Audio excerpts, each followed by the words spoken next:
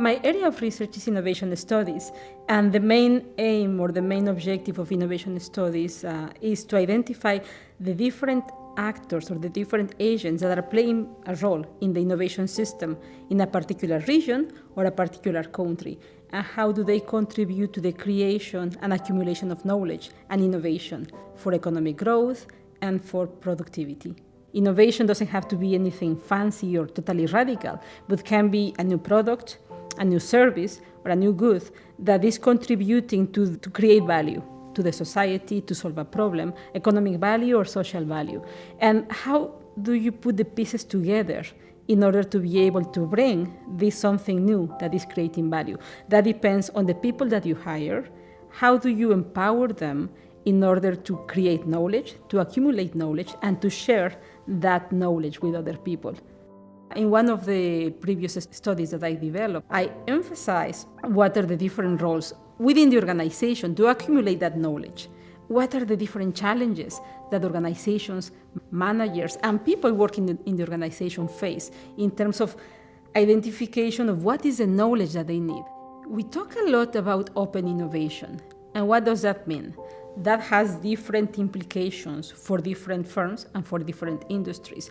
But that, in a nutshell, means that you cannot have innovation in four walls.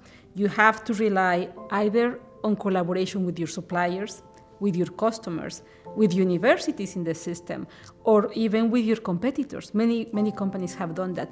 Diversity is very important in order to be able to create new ideas that give room to new innovations. Let's say that if you combine knowledge, but if you bring people together that are from different backgrounds, they are also going to have different ideas. But the most important thing is, how can you bring them together? One of the core tenets of systems of innovation or innovation studies is the importance of knowledge that you have, the importance of that accumulation of knowledge in order to create capacities, technological capacities. And those technological capacities you cannot import. It's something that are within individuals, within organizations. Then from there, you can keep growing. We know that any change that we bring into a firm or into a country is going to have an impact. What are the things that we can do in order to minimize the negative impacts? What is going to be the impact of my innovation on many different layers in terms of the environment, in terms of economic growth, in terms of inequality, etc.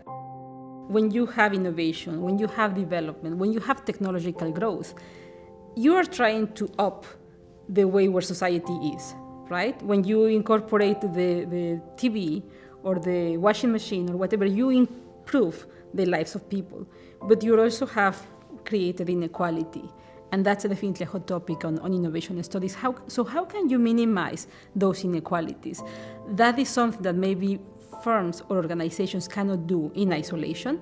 You need a complete system in order to overcome all of those failures within your system of innovation. That's why I think governments play a very important role in terms of identifying what are the gaps, what are the needs, and designing and implementing policies.